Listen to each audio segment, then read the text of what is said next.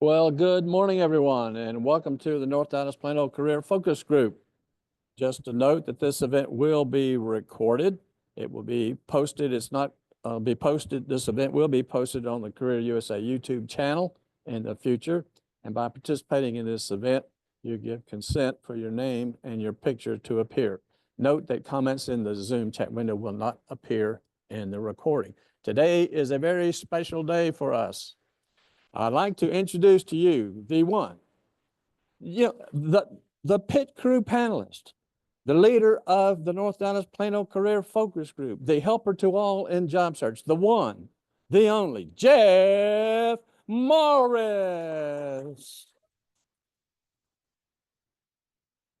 Welcome back, Jeff. Today, he will be our presenter. Now, in the meantime, until Jeff gets back into the driver's seat, Matt Keelan and I are contemporary leaders. So my name is Walt Glass. I am retired. I offer services in interviewing. I'll talk about that a little bit later. And so, Matt, would you say hello? I think they can hear me, but hello. He said hello if you couldn't hear him. We're having fun with sound today. So today's agenda is, as always, we'll start with success stories, job leads, our introductions, and the committee reports with the tip of the week with Rosina, some words about the interview success workshop and the pit crew. And we're glad to have Ron Layton here today, who is the leader of the pit crew. And then we'll get to the main event, which will be Jeff talking about CareerDFW.org and CareerUSA.org. Let me get those straight. Anyway, success stories. Do we have any landings? How about interviews? Anybody had some good interviews like to talk about?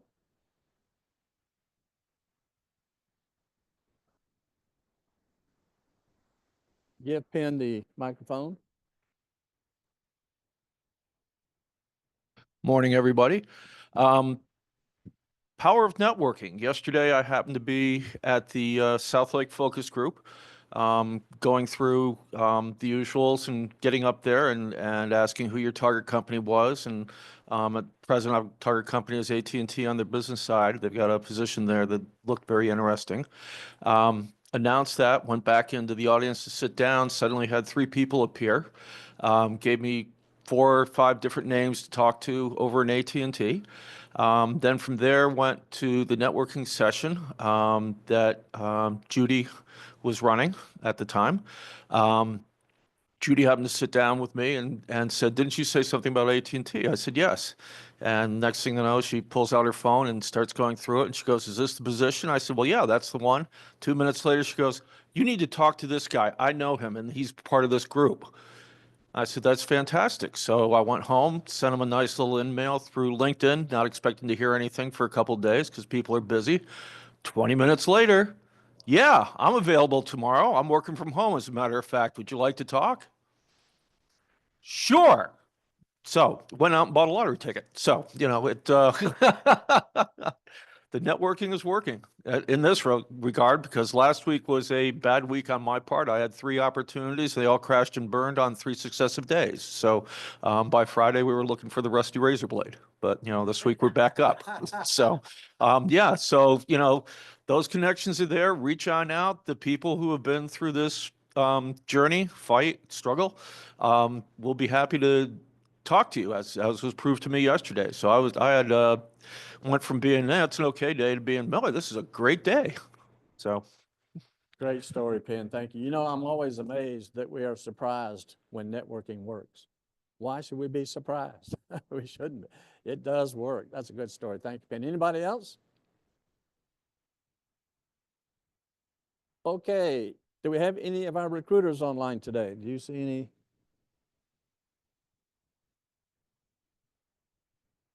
Just to let Jeff know, we have a couple of recruiters that sometimes join us and give job leads. Okay. So today we're going to go through our introduction. So in the chat window, if you would, please enter your name, the position you're looking for, your email, LinkedIn, the phone. We've added the city because some of you are from out of the DFW area. We'd like to know where you are. And then if you have 2 or 3 target companies that you can list. So Matt, would you get us started?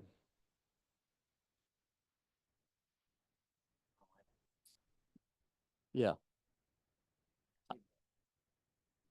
I'll tell you what, we'll do it in the room first. So let's go to the room. Then I'll give you the microphone. This is how I got volunteered yesterday.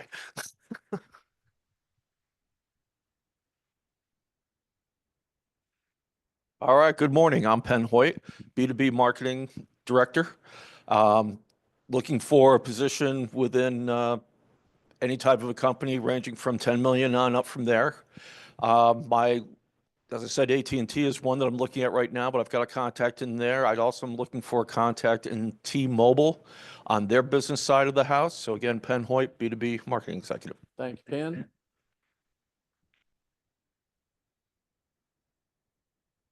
Hello, everyone. My name is Mike Belzil. So I'm a VP Senior Director of Product Management, the data and analytics focus, because CBG and retail is industry domain knowledge. So my target companies currently include HEB and 7-Eleven, as well as Keurig Dr. Pepper. So my name is Mike Belzil, based in the Dallas area. Thank you, Mike.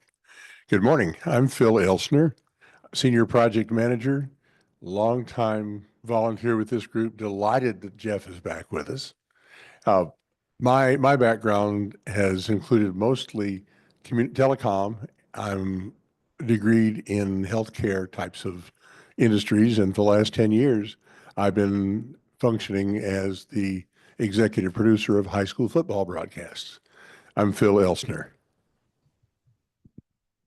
And a special guest. Hello, I'm Alex Morris. I've been primary caregiver of Jeff Morris all year. I'm not currently seeking a job, but I am currently finishing up my massage licensing. So reach out to me if you're interested in a promo deal, $30 an hour at my school, Healing Hands. I do Swedish deep tissue and sports massage. Thank you, Alex. Hi there, my name is Eric Sokolowski. I'm a career banker with $1.5 billion of career income generation and $50 billion of syndicated assets under management. I am currently looking for small and medium-sized businesses who need commercial and industrial loans between, say, I don't know, ticket sizes anywhere between $10 and $250 million. Thank you very much. We'll save Ron for a few minutes when he introduces himself. Good group. Matt Keelan, ITVP or Director. I help companies spend their dollars wisely, and I keep hackers out. Currently looking for American Airlines contacts, and I can help you with Cherry Beckert and Grant Thornton. Matt Keelan. Thank you much. Okay, we'll start with the people online. And Glenn Meggs. Hello, everyone. My name is Glenn Meggs. I'm a retired PhD mathematical scientist, data analyst, currently facilitating the engineering focus group. Hi, Jeff. Nice to have you back. Glenn Meggs. Thank you, Glenn. Alkeisha. Good morning. Welcome back, Jeff. Alkeisha Rodriguez, Technical Business Analyst. I translate the technical into tangible to make it profitable while maintaining humanity in the midst of expanding technology. Alkeisha Rodriguez. Steve Rowan. Hi, hi. My name is Steve Rowan. I'm a retired .NET developer, and I'm not looking for a job right now, so I'm just here to keep up with what's going on in the job search world. My name is Steve Rowan. Thank you, Steve. Christina. Hi, yes, hello. My name is Christina Crouch, and I am a corporate FP&A professional. My target companies include Yum Brands, PepsiCo, or HEB. Cindy. Good morning, everyone. My name is Cindy Liu, and I am a technology and business leader that help companies drive growth and efficiencies through data-driven strategies. And I'm looking to connect with folks with contacts at Caterpillar or Schneider Electric. Cindy Liu. Thank you. Thanks, Cindy. David. Hey, good morning, everyone. My name is David. I'm an IT network engineer. I help organizations resolve technology-related issues, and my target companies are Caterpillar, American Airlines, Charles Schwab. I'm David. Thanks, David. Deanna.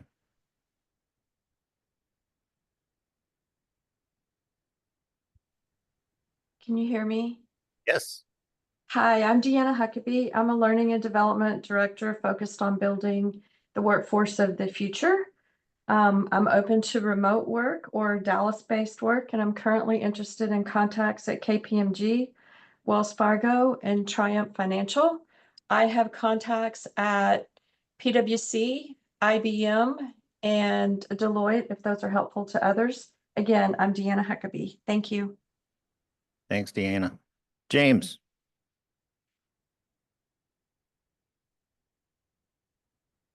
James went for coffee. Miguel.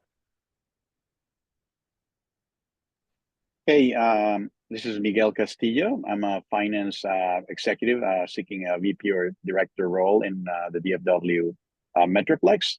Have contacts at American Airlines and Amazon. So Matt and I have started talking, but I didn't catch, David, I think you didn't mention your last name, so you can connect with me.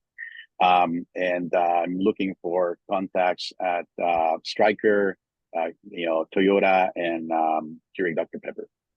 Thank you. My name is Miguel Castillo. Thank you. Now we have somebody named Mitchell Morris. Any relation? Hi, everyone. Yes, have been caregiver number 2 this year.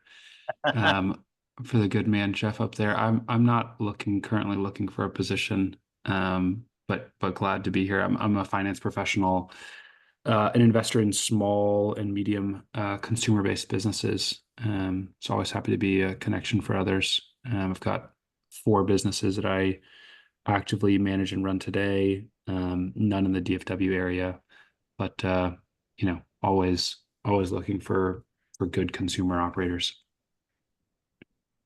Thank you, Mitchell, and thank you for attending. Yeah, Where are you? Are you in California or New Jersey or Dallas? I'm in Connecticut. Connecticut. Okay, I was close. Yeah.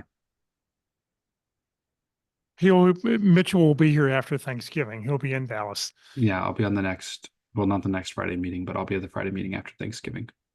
The family that Zooms together stays together. This is awesome.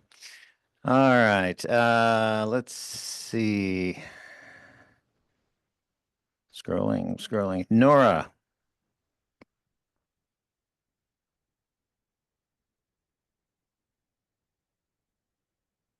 How about Rosina? Good morning, everybody. Good morning, Jeff, and welcome back. Well, my name is Rosina Gallman, and I am your Career Tip of the Week host for this week. And I'm looking for a senior talent acquisition consultant or senior recruiter position. I help companies find the right talent to fit their roles. And so for this week, my target companies are Goldman Sachs, Deloitte, Delta Dental, Unum Dental, Walmart, either the corporate office or in Bentonville or the Texas home office in Carrollton, or ADP. Again, my name is Rosina Gallman. Thanks, Rosina. Scott Boudreau.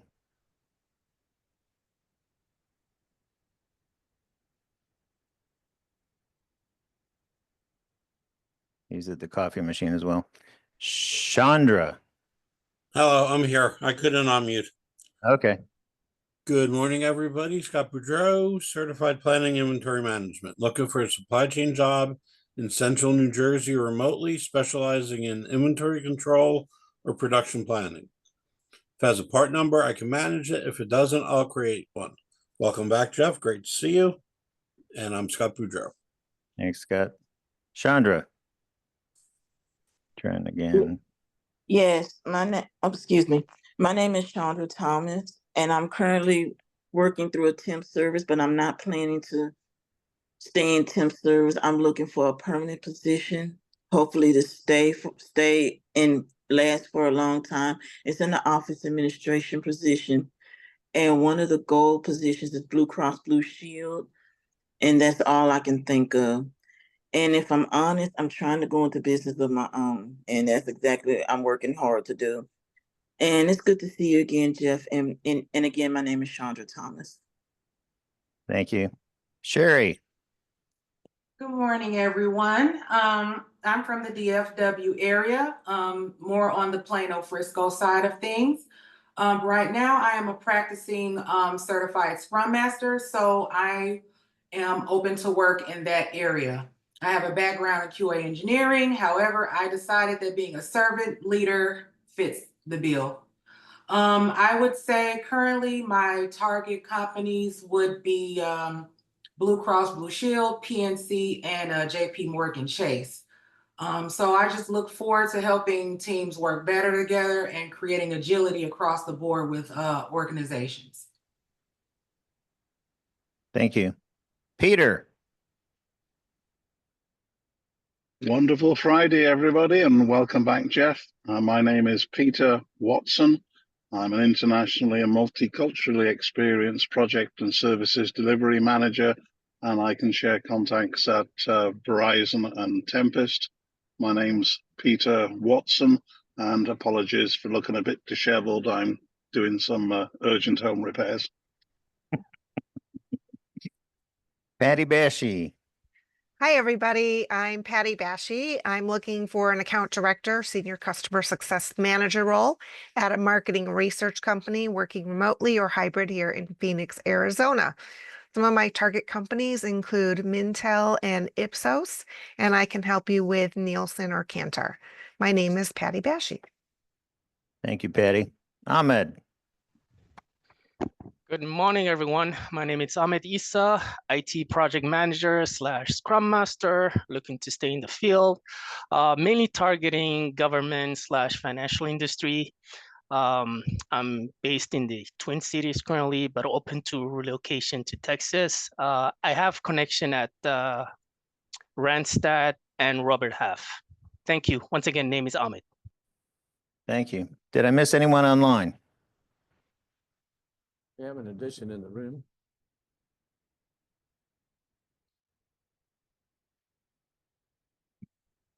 Good morning. Thanks for joining us. Right here. Okay. Okay. Hi, I'm Monica Mahalka. I have been in food sales and I'm looking to make a transition into more hospitality roles.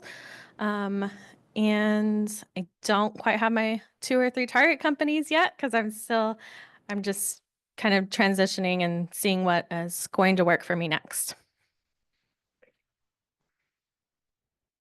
Anyone else? Well, with apologies to Jeff, since I've done this out of order, but you just wouldn't have a North Dallas Plano Career Focus Group session without some music for entering your information into the chat window. So Jeff, with apologies, and so you won't beat me up after the meeting.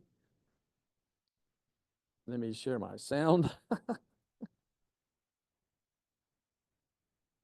There we go.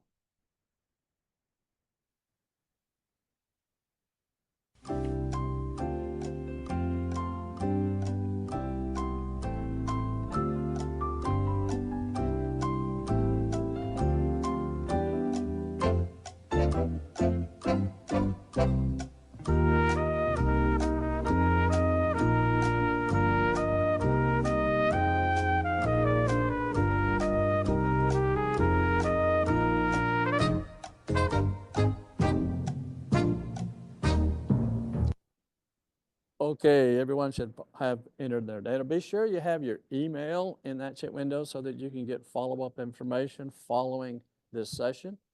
And those of you that have signed in legibly with your email address, you will also be included in that email. So great to have y'all here this morning. Okay, Rosina, you're up for the career tip of the week. Fantastic. Thank you, Walt. All right, so we have started a new series on behavioral-based interview questions and moving and transitioning into competency-based interview questions. And so that's where we are today. So this week's career tip of the week is company-based interviewing by Indeed, and I have questions added in here by Harvard. So company-based interviewing. What is company-based interviewing? Competencies to look for in an interview, common competency-based interview questions with examples, and competency-based interviewing FAQs are all included in this article. And like I said, the article is by Indeed. There is a video included in the article, which goes into a competency scorecard, shows how a hiring manager would score a candidate based on their responses to competency-based interview questions. So make sure you go to the link directly to the article so you can watch it online, because unfortunately I wasn't able to pull any type of link so that you could type it in directly for the video. So it can be challenging to evaluate a candidate's true abilities and skills during an interview. Competency-based interviewing is designed to assess relevant skills in order to make more informed decisions during the hiring process. And by learning about and implementing competency-based interviewing, you can thoroughly evaluate a candidate's ability to effectively handle the necessary job responsibilities. And so there's related links to cover behavioral interview questions to ask candidates. So now, what is competency-based interviewing? It is sometimes referred to as situational, behavioral, or structural interviewing, and it's a systematic way to approach an interview that focuses on whether a candidate has the specific skills or competencies needed for the role. This style of interviewing is based on the idea that past behavior is the best way to predict future performance, and it's used by employers from all fields and industries. Unlike normal interviews that typically have a more informational approach, competency-based interviews methodically pose situational questions that target a candidate's soft skills in order to evaluate how they approach different situations that are relevant to the position that they've applied to. For example, competency-based interview questions often attempt to assess a candidate's communication and interpersonal skills. And these types of questions typically require candidates to explain past experiences in order to predict how they will perform in the future. Competencies to look for in an interview. So several of them would be teamwork, resilience, leadership, flexibility, decisiveness, communication skills, and adaptability. So I'm just going to cover 3 real quick, but it gives you an idea of under each of the competencies, there are interview questions designed specifically to get an answer from that for that particular competency. So under teamwork, describe a time when you worked within a team. What was your role and what did you accomplish? Resilience. Tell me about a time when you were given negative feedback from a client, coworker, or employer. How did you handle it? Leadership. Describe a time when you were tasked with improving the overall performance of a team. What were some of the challenges you encountered and how did you overcome them? As you can see, under every single competency, there's a question designed specific for that competency. So there are several in this article that you can go ahead and look at, as well as a link to additional interview questions and answers. Now, competency-based interview questions with examples. I'm just going to cover one, but there are others in the article. So here's one. Tell me about a time when members of your team weren't getting along. How did you handle it? So that's the question. Now, the ability to manage and diffuse tense situations is beneficial in almost any situation or any position. So by asking the candidate about a time when they were faced with the type of dilemma, it will tell you a lot about how they handle stress and how they approach interpersonal conflicts within the workplace. So as a hiring manager, what you're to look for is the ability to mediate conflict, active listening skills, and effective communication skills. And the star story that candidate should kind of give as an example would be short and sweet, such as, a few years ago, I served on a hiring committee where we were narrowed down to applicants for a job to 2 ideal candidates. When we discussed who to choose, the members were divided because of age, with the senior members favoring the older candidate and the younger members being drawn to the energy of the younger candidate. I had suggested that we work together to make a list of competencies we were looking for in the new hire based on our current team and the company's culture. We ended up choosing the older candidate because they had experience that would benefit the department, and the committee was ultimately okay with the decision because everyone felt that their opinion had been heard and because we adopted a new approach based on our needs. That's the short and sweet story. And like I said, there's other stories and examples of the competency-based interview question and what the hiring manager would be looking for. Now, competency-based interviewing as far as FAQs. One of the questions would be, why should you ask competency-based interview questions? Well, it allows interviewers to evaluate how a candidate has performed in different situations in the past, and their answers give insight into the personality traits and how they may act if hired, excuse me, allowing the employer to make a more informed decision during the hiring process. And then how are competency-based interview questions marked? When conducting a competency-based interview, you can look for indicators in the answers from the candidate that you can grade on a numbered scale. Typically, each indicator is marked based on how well the answer aligns with it, ranging from 0 for no evidence to 4 for a good or excellent answer. So here are the common positive indicators that interviewers look for. Does the candidate possess effective strategies for dealing with the pressure or stress? Does candidate seek help from others when necessary? Are they able to compromise, aware of their own limitations, considers the overall needs of a situation, and approaches problems with a positive attitude? That's what you're being scored on. So now your action. Go to the original Indeed article to watch the video of how the scorecard is used during the interview to rate each candidate. Second, you want to open all the links in the article because they lead to different interview questions by job title and skills and other interview tip information. Third, you want to review the 32-page competency-based interview questions created by Harvard to practice your interview skills and storytelling. It contains interview questions under 116 different competencies.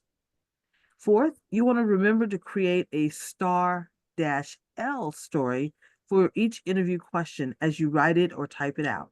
A creative way to do this is to add your interview questions into a Word, Excel, or Google Docs, thereby building your own personal interview question database, and create a star-L, which S for situation, T for task, A for action, and R for result. And the L is for what you learned as a bonus in case you want to add it. And then fifth, practice, practice, practice, telling your star-L story so it's concise, yet covers each piece of the star. I personally use an R star-L to grab the attention with the result first, star story, followed by what I learned. So that's kind of how I use it. And so when I go out on interviews for client projects, in each of the different firms that I've worked with, they send us prep videos. The ideal limit for the response time is to any interview question, it is 90 seconds. You can always ask interviewers if they want to hear more, yet you're being respectful of their time with the time with you to get through all of their interview questions, to give you a chance to ask interview questions, as well as for them to stay on track with other interviews that come after yours. So I hope you'll find these articles and interview question materials helpful, and more to come over the next few weeks. Have a wonderful weekend, everybody. Thank you very much, Rosina. So today's lunch report, we'll be meeting after lunch for those of you that want to join us at Dickey's Barbecue. It's on Preston Road. It's north of Parker, south of Spring Creek. You'll see it. If you know your north, south, east, and west, it will be on the east side of the road. Can't miss it. Glad to have you join us. I'll buy your lunch today, Jeff. You too. Okay, so who am I? Well, one of the things that I do besides helping lead this group is I offer a free interview success workshop. The purpose of the workshop is to learn how to sell ourselves. Everyone agrees we're in a selling situation, so what are we selling? Well, if we're selling ourselves, just exactly what is that? So back in 2000, after working for 25 years, went through the downsizing and all that, I got an interview and he asked me one question. He said, well, Walter, what can you do for me? I didn't know. I was just going to tell him everything I've done. And so the key is that people are looking to hire us to accomplish things, to achieve things, to make things happen. And of course, they want to know who we are. What kind of person are we? They want to know what we do, how we do it, the knowledge and skills that we have. So the model is an I am, I do, I help model. And so it's all based on informally learning how to sell ourselves. So it's not a mock interview at all. We're just learning how to do that presentation and sell ourselves. I'll cover the 12 basic categories of questions. And guess what? One of the categories is behavioral event interviewing, is the STAR story itself. So I call it learning without squirming because it's informal and we can have a good time while we're learning at the same time. You know, looking for work, then give us a nod. Don't be a bump on a log. To stop getting lost in the job search forest, let's listen to our information from Jeff Morris. I just made that up. Okay, look me up on LinkedIn. There's my web banner page. My Yahoo email address is there. So send me a note to say I'd like to register for the workshop, and I'll give you some availability dates. I hold it on Tuesdays, 9 to 11 Central Time on Zoom. Only do 1 or 2 people at a time. That QR code will help you start an email to me to get registered. Be glad to have you participate.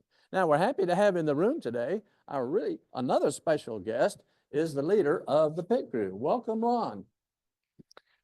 Good morning, everybody. My name is Ron Layton, and let me take one step back so I'm more centered into the frame here. I lead the Dallas pit crew. We're kind of the corollary to Walt Glass's Interview Success Workshop. We actually give mock interviews, thus the acronym PIT, Practice Interview Team. Our really goal is 2 things. Number 1, we want to increase your confidence so that you know that when you've walked in the door, you know how to prepare and you have prepared so that you're ready to give your best interview. And number 2, we want to teach you how to differentiate yourself so that you know how to give answers that says, I know how to help you in this job, this position with tasks that are going to be successful and make you look better as well as accomplish the things for the company. We always meet on Wednesdays. We meet in person every Wednesday except for the 4th Wednesday of the month. The 4th Wednesday we do Zoom. In November and December, our 4th Wednesday will vary because of Thanksgiving and Christmas. So we will be doing Zoom next Tuesday for November. And in December, we will be doing it on December 18th instead of our in-person. We always suggest that you come if you can and observe. You can learn a great deal about observing. We recommend that you be an active observer, not a passive observer. Also, we're always looking for panelists. A panelist, we need 2 requirements. Number 1, you've been a hiring manager. And number 2, you've had the unfortunate experience of having to terminate someone, which gives you a little more compassion in understanding what people are feeling. Okay, so that is the Dallas Pit Crew. Our format is, we're going to give you 40 minutes of a practice interview, and then the panelists, between 2 and 3 panelists, will give you 20 to 25 minutes of immediate feedback that differentiates us from other organizations you may see online. That's the Dallas Pit Crew. You can reach me, you can put a request in for an interview at dallaspitcrew@gmail.com. We also have a website, dallaspitcrew.com. From that perspective, you can also look me personally up on LinkedIn. My last name is Layton, Leighton. Please connect. We've also got a LinkedIn group now. I think that's upwards of almost 450 people that can help you network, and you can learn tips and tricks about interviewing. Thank you. Yes. So next week, we actually do have 2 meetings. We have the Zoom meeting on Tuesday, and then we have our regularly scheduled in-person meeting on Wednesday. So we will have 2 meetings next week, and we will not have a meeting the week of Thanksgiving. Good job, Ron. Thank you very much. Guess what? It's time for our main event. So Jeff has been patiently waiting. and observing and getting his feedback notes down for how I'm handling the meeting. And so today we are so proud to have really a benchmark day in Jeff's recovery is to have him present. So we are so excited to hear. So Jeff, it is the 16th birthday of CareerDFW. You can take it away.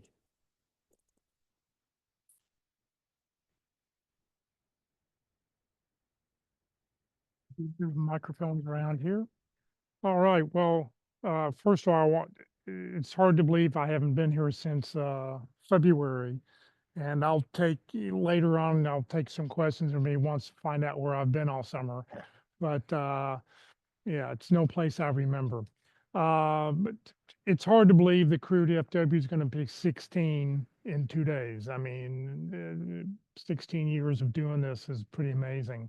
And I want to thank Matt and Walt for, filling in with this group on Fridays, and thank Patty for filling in on Tuesdays for me for LinkedIn. I really, really appreciate it. So what I'm gonna do, start out with a little bit of history of CareerDFW. Let's see here. So I'll tell you a little background about me, how I got involved in the career game. We'll talk about history, a little bit of CareerDFW and CareerUSA.org. We'll take a look at the websites live as long as the internet cooperates. And I'll take questions whenever. If you have questions, just raise your hand, or if you're online, hit raise your hand button, and we'll get questions answered for you. All right, my background. I've got 20 plus years in light manufacturing. Light manufacturing means that I didn't produce like car motors and stuff, which would be heavy manufacturing.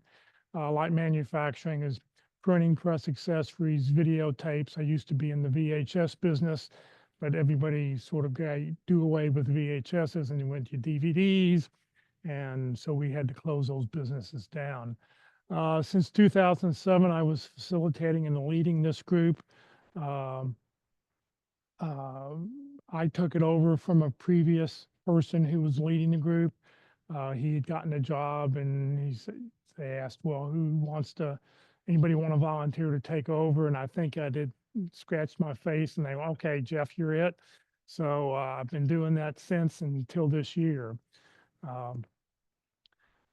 I started CareerDFW on November 17th, 2008. And the reason I started it is because there wasn't one place you could go to find out things you needed about your job search, or basically to find where meetings were being held.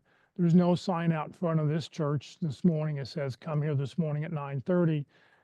If you didn't know about it from some place, you wouldn't have found out about it. So 16 years ago this Sunday, I officially launched CareerDFW.org. We are a Texas nonprofit corporation. I got that 8 months after we launched in July of 2009. And then in October of 2009, it's not often you're excited about getting a letter from the IRS, but in my mailbox, there was a letter saying you've been approved and you're now a 501c3. So any donations that are made to to CareerDFW is fully tax deductible. I have written a book called What I've Learned About Your Job Search That You May Not Know. I wrote the book because we had speakers 3 out of every 4 Fridays. And these are some of those 1 tips that the speaker would give that I would remember and say, oh, I'm going to go talk about that. And so I'd go home and write about it.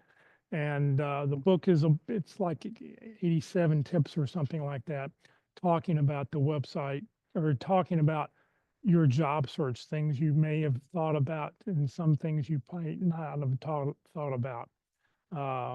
You can get the book on Amazon. It's $15 on Amazon, or anybody who's here, if you want to buy it, I've got them here for $10. In September of 2012, I was invited to go to the White House Forum on Job Clubs and Career Ministries. It was sponsored by the White House Office of Faith-Based Neighborhood Partnerships. I'm not sure if that organization still exists in government. They found me like 30 days before the conference happened, and luckily I had miles and I could stay with friends up in Washington, so it really was no cost to me. But it was really interesting. There was 110 people there from all over the United States. I was the only person from Texas, Oklahoma area there. I met somebody from Louisiana, New Mexico, Arizona. But it was really fascinating because they had panels who would get up and talk about what they were doing in their communities. And when we had lunch break and stuff, and we could talk about things, I was able to then meet other people, and it was really, really interesting. We were only limited to 110 people because that was the size of the room. 6 people would get up from the table in front and wait for the next 6 people who were sitting out in the audience to come sit down. So it was just swapping chairs the entire time. In October of 2012, after coming back from that meeting, I launched CareerUSA.org because I found out at that conference there was no one else doing what I was doing in their communities. There were a lot of church websites. There were a lot of small websites, churches or organizations that had, like South Lake Focus Groups got their own website, but nobody was thinking of the bigger picture like I was. So I launched Career USA, and all I did is I took all the generic stuff that was on CareerDFW and put it over to Career USA, and I'll show you that when we get there in just a second. How does CareerDFW survive? We survive by a lot of volunteers like Walt and Matt and Patty and everybody else who's stepped in, especially since I was out of touch all summer. And I tell people, you're the eyes and ears of the community. If you see something and it's not on the website, please let us know so we can get it added. If I was managing someplace and you ever got to work for me, I'm the kind of boss that tells you what's going on, what our customers think, how we're doing financially. It's not, well, you just go do your job and don't worry about the bigger picture. I want everybody to sort of buy into things. So if you see something, please let us know if it's not correct. We have no employees, no full-time, no part-time, 100% volunteers. Everything I've done over the last 16 years has been as a volunteer. In fact, the lady who helps me with the website when I don't know, when I break something and can't fix it, has done it as a volunteer to keep things going. So that's how we do things. We survive on donations and pays for business cards, flyers, web hosting, any filings we have to do. All the proceeds from the book go to support CareerDFW also. We also started LinkedIn groups at the same time we started the websites. Currently, and I looked as of yesterday, we have 14,997 members. So if the 3 of you all haven't joined, one of you can be number 15,000 in the group. LinkedIn doesn't promote groups much anymore. They're pushed off into a submenu, but it's a great way to meet other people who are unemployed. I remember somebody contacted me, said, well, back when we had 6,000 or 7,000 members, and said, it's a shame this group keeps growing. It never gets smaller. And I responded back, well, the point is to network and continue to network in the future, even if you have a job. So just because you have a job, don't drop out of the group. We also started a group for Career USA when you started that website. The Facebook page hasn't been used at all this summer. As I start to get more involved again, I'll get the CareerDFW Facebook page up and running. And you can subscribe at our Career USA YouTube channel, which I know Matt talks about on every email he puts out. So let's take a look at the websites. And So here is CareerDFW. Let me sure it's not popping up. Hold on.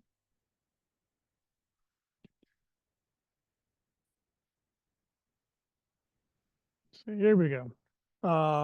There is a CareerDFW website.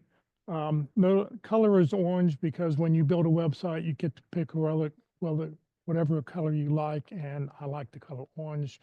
I drink orange soda. I drink a Fanta orange, so that's why it was orange. Well, if you remember the old singular guy logo thing used to be orange, and I don't know. I like orange.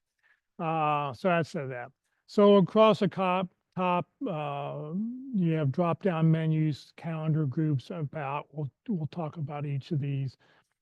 Tip of the week is right here in the middle. When I was interested in being on the computer, which I'm not a lot, I was putting a new tip on there every week. I wanted you to know that you're not the only person on the line, so it's always monitoring how many people are on the website at a time, so you can see that you're not alone. The Career USA training, these are the classes that are coming up that we're doing on Tuesdays, Fridays, and interviewing as those pop up.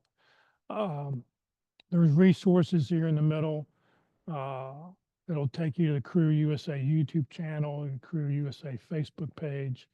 Over on the right-hand side, if you want to join, if you're not a member of the LinkedIn groups, you can click right there and it will take you to the LinkedIn group, so you don't have to go search for it on LinkedIn. Just click here and it'll go there. If you're interested in a copy of the book, you can find out more about that right there. And if you want to join the Career USA group, I guess that's the text message right here at the bottom. Or just described, if you want to subscribe to the Career USA mailing list, you can do that by scanning that QR code. All right, the calendar. This is really why I built the website originally. It was so you could see everything that was going on. All these are actually just one calendar. It's just what layer of the calendar you're looking at. So look at everything calendar first. Come on. Here we go. At the top, I always like to point out that these are instructions. I know most guys don't read them, but if you can't figure out something, read up at the top and it'll help you out. Here is the calendar. So these are things that are going on right now.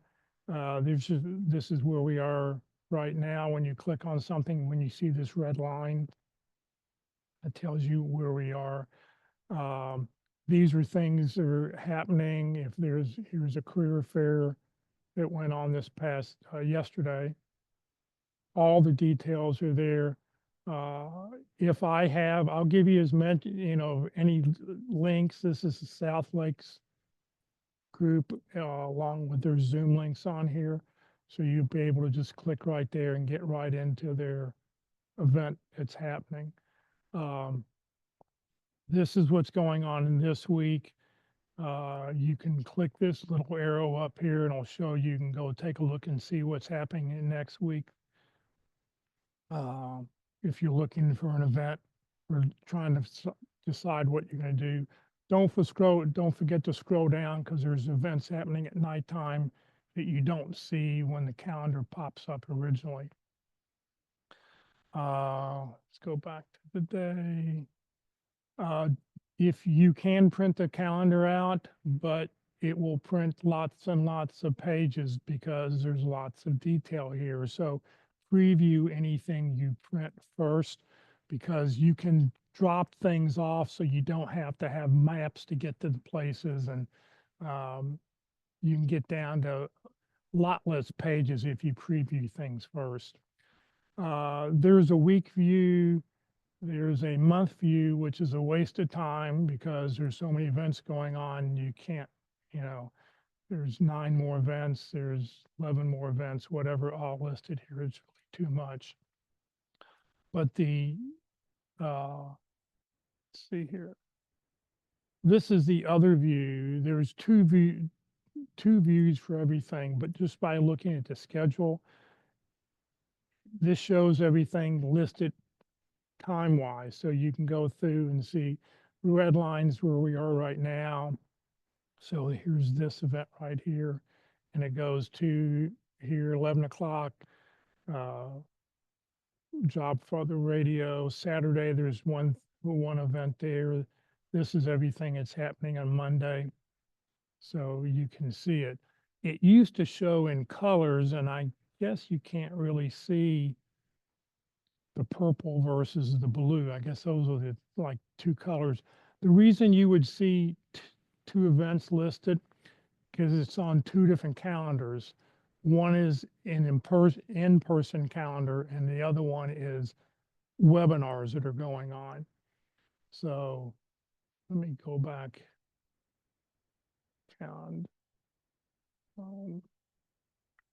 So if you just want to see the webinars that are going on, you could click here, and this is things that are you can see from wherever you're located at. But yeah, online.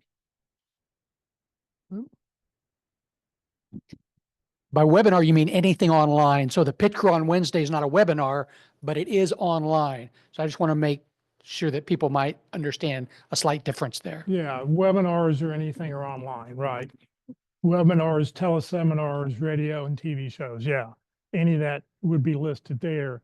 And if you just wanted to see what networking groups are going on, you can just click here and you're just going to see the groups that are in blue. Everything is color coded to help you out like to that. So that's the calendar. It's the amazing reason I put the website together 16 years ago. On this group tab, these are the groups in just alphabetical order. So all the networking groups that are the blue groups are listed here. The career workshops, these are those things that they could have 6, 8, 12 weeks and they repeat themselves over and over again. So once you go once or twice, it may be all the times you want to go to those events. Professional organizations, I highly recommend this list. If you click on this, it will take you to all the groups that I have found or that people have told me about in the DFW area that you can go to. So, you know, your American Collectors Association, you know, oh, it's credit card collection agency. You know, but you can go through here, find the group that you're active, that you involved in, and go to those because that's an excellent place to meet people that are doing what you're doing. And when you start out with those groups, call the president of the group, tell them you're new, you're going to want to attend their meeting. Who is it you suggest that I talk to who should I look for the first time I come to these meetings? You know, who are the mover shakers who can help you out? So they're all listed here. It's like 17 pages long if you were to print this list out. So if your group is not on here, please let me know so I can add it. Let's see here. The About section, it's sort of strange to put an About section in the middle of a header, but the reasons here is that that's really all on the CareerDFW website because the resources, the tip of the week, and humor section are all on the careerusa.org website. And if you were to click on one of these, it will take you to that website. But here's About section, a little bit about who I am, back before I had a beard. Here's my review of going to the White House, a little bit of history of how CareerDFW got started and who helped me out. This You Said We Did is, it's the thank you notes that people have sent, and I post here because, when it's 11, 12 o'clock at night, I should be in bed. I can go to this and go, here's why I do this. It reminds me why I do what I do. Our mission statement, our goal, we've been in the news a couple times over there. If you've got a website, you're welcome to add logos. And I've got a bunch of different size logos you can upload. And there's 3 different email addresses you can use. I used to joke they all came to me because it was me, myself, and I who took care of this. So one of the 3 of us would always take care of things. Also, you'll notice over here on the right-hand side, if you want to get a LinkedIn, Facebook, Instagram, or YouTube, you can just click on these things. It'll take you right to that particular website. And if you want to make a donation, you can take you right to PayPal, or if you want to put it in the mail, it'll tell you how to do that right there. All right, let's see here. So let's go to Career USA. The big difference is it's red, white, and blue. I thought I had to stick with that. The orange really wouldn't have worked very well. But all the same things are here. Tip of the week in the middle, how many people are online at any one time. It's laid out the exact same way, except the Career USA LinkedIn groups on top of the CareerDFW one, and you're welcome to join one, both, whatever you want to do. If you want to, more files section, it'll tell you other stuff that's on this website. So when I go to the group tab here, we're not talking about groups in the DFW area. We're talking about groups all over the United States people have told me about. So if you know of a group that's not listed here, please let me know so I can update it. So there's groups all the way down to Tulsa, down to the T's. I will say it's interesting in San Antonio. We had a person from this group who got a job in San Antonio. He moved down there. He went work for the company that has those little tomatoes that are in the clear plastic top, whatever type those are called. And he contacted me about 2 months later going, do you know of any networking groups in San Antonio? Because I need to hire some people. And I said, no, I'm not aware. So I went looking. I could only find one networking group in San Antonio that has a LinkedIn, that I could find, period, that met once a month. So we're very lucky, and then those of us in the Dallas-Fort Worth area, to have as many groups as we have here. So if there's any groups, if you know of from your hometown or you're aware of, please let me know about it so I can update these. If you click on any of these cities, it'll go and tell you about the groups that we know about in that particular city. All right, let's see here. The resource tab. This is really the bulk of the website of this. This is a lot of mostly generic stuff. Back before Google existed 16 years ago, where could you go and find out all these career files about interview questions and cover letters and what do I do now? I just got laid off, other information. So you can go to this career file section, and there's hundreds of files with some good information that would help you out. I've got a section here on websites. These are websites that we have found. We don't get paid to list any of them. These are just sites that we found over the years that could be helpful in your job search. Job boards listed by profession. This is a nice one because like people in the retail business, there's a website just for retail jobs or just a website for things. We've trying to list those. If you think you want to start your own business, check out this entrepreneurial websites that would help you decide how to do that. And you need to research what you think you should get paid. And if you're not sure what you should get paid, you can go to the salary sites and it'll help you do that. If you're veteran, there's resources specifically for veterans. You can click right here and it'll take you to those resources. And the video one, these are videos that are on the Career USA YouTube channel that you can go through, and there's a section all about resumes, about interviewing, the handouts that they talk about, LinkedIn networking, and some, videos from our North Dallas Plano Career Focus Group. There's listed right here. The tip of the week. This is also known as Jeff's pet peeve, because I specifically remember a gentleman coming Friday. He came to this Friday group when we were meeting downstairs, and he said, "Jeff, I had this great interview Wednesday. Do you think I should follow up?"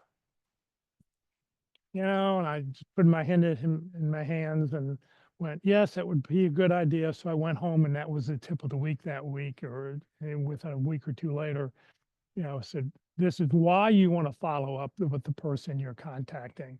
And so I get about 100 emails a day, and as I find good tips, I will go and put it up there. You can see my favorite tips over here on the right-hand side. If you click on this, it will show up, name tags, what time you should be there. I'm a big believer you need to have a name tag, because you want to make it easy when you're going someplace for somebody to be able to 20 feet away go, "That's Jeff. I know him from someplace." So those are handy. And then tips from the past years. I've got tips all the way back to 2009. If you're really bored and you want to go read a bunch of them, you can do that. But I would say check out the favorite tips. Those were always very, these are the ones I thought are the best ones that you really need to think about. Do you fit? This is always a question. Why didn't you get a job? Well, you probably didn't fit with people who you're interviewing with. So you can check those out. The job board doesn't exist anymore. I've turned it off. I'm going to need to check this back in 2025. We had to update the website because of security reasons, and the job board was not upgradable. So they're gone. So until I can find a new job board to put on there, it's not being used right now. The humor section. This is a section I really like, because if you ever get to work for me on Fridays, I would always put out the Friday Funny to everybody who worked there in the company. But when we were building the websites, I said, "Hey, can you help me out? I want to hear eyeballs." And I wanted a big nose and fuzzy eyebrows like Groucho Marx going, "What are you on the page right now? You should be looking for a job between 8 and 5. So if you all go there after 5 o'clock, you won't see the eyeballs. It'll just come up with jokes, cartoons, and video funny. So that's, we 5. But let's see here. Let's go to the cartoons.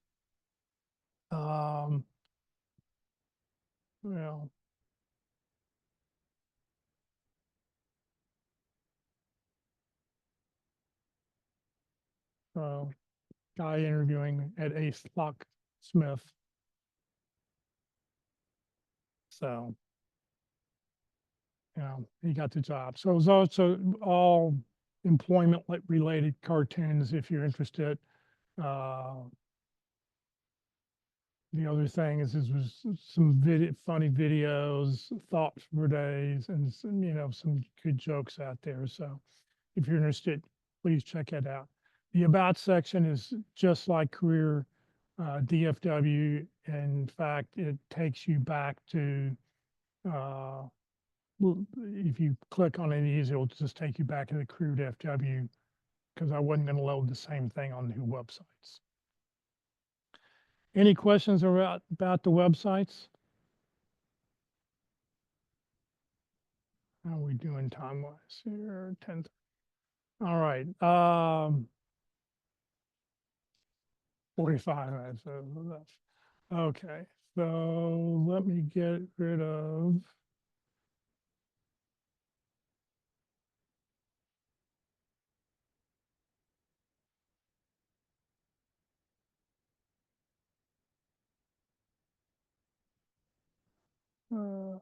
Lunch. Give me a second here. I'm getting it going.